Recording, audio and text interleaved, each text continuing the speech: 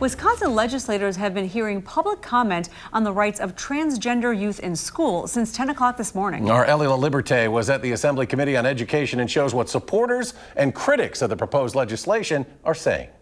You know, we've got some obviously contentious, emotional bills today. Standing room only, as hundreds of people filled this room in the Capitol, waiting for hours to have their voices heard. Parents, school districts, and governments cannot dictate how youth identify. A majority in opposition of the two bills before the committee. Please vote no. One of those bills bars transgender athletes from competing in women's sports in both public and private schools, as well as in the locker room. The other requires parental consent to change a student's name or pronouns in the classroom.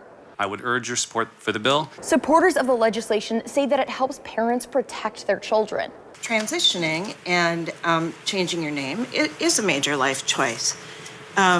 Is something parents should be involved in. Please, for the good of our society, save our youth from mutilating their bodies and destroying their minds. But critics say it could put trans youth at risk.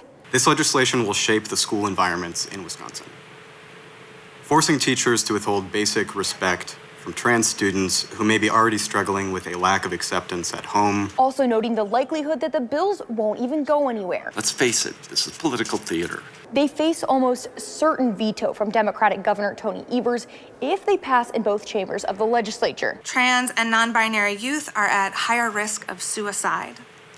And debates like this increase that risk. These debates harm our trans and non-binary youth. Reporting at the state capitol, Ellie LaLiberte, News 3 Now.